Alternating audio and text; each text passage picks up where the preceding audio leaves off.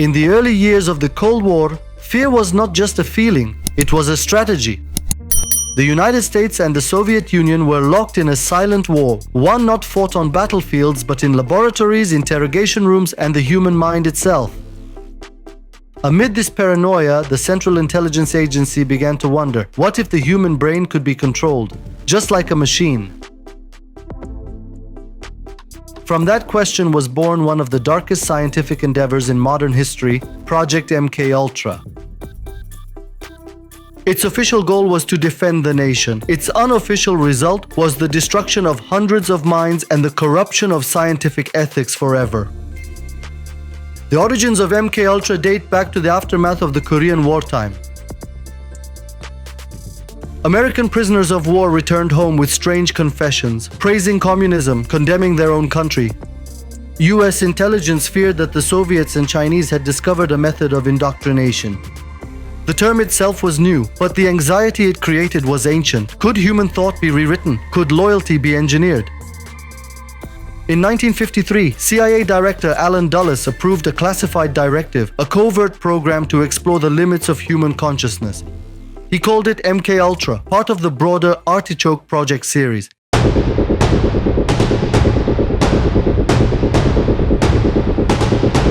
Its budget was hidden inside the agency's psychological warfare division, and almost no one outside a small circle even knew it existed.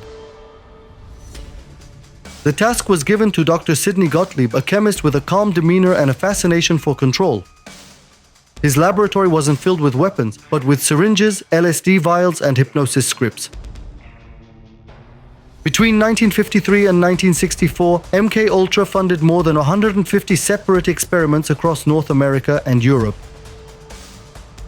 Many were conducted through front organizations, prestigious universities, psychiatric hospitals, even private clinics, all unknowingly financed by the CIA. The objective was to break the human mind and then rebuild it. The methods were anything but humane. Subjects were given LSD, barbiturates, amphetamines, sometimes all at once. Some were kept awake for days, exposed to blinding lights, white noise, or isolation tanks. Others were hypnotized, interrogated, and forced to relive traumatic memories. They called it behavioral research. History remembers it as psychological torture. Among the victims was Dr. Frank Olson, a US Army bacteriologist working with the CIA's biological warfare program. In November 1953, during a retreat, Olson was secretly given a dose of LSD by his superiors. Days later, he began to unravel. Paranoid, confused, terrified. 9 days after the experiment, he fell from the 10th floor of a New York hotel. The official report called it suicide. His family was told nothing, but decades later, declassified files revealed that Olson had questioned the ethics of MKUltra and may have been silenced to protect the program. There were countless others whose names we will never know. Psychiatric patients, drug addicts, even prisoners. Some were injected with LSD hundreds of times, others were subjected to electroconvulsive shocks until they forgot their own identities. In Canada, Dr. Ewan Cameron performed experiments under CIA sponsorship at the Allen Memorial Institute in Montreal. His patients were placed into drug-induced comas for weeks, bombarded with repeated audio messages and stripped of all sensory input. He called it depatterning, a process to erase the mind and rebuild it. None of his patients ever fully recovered.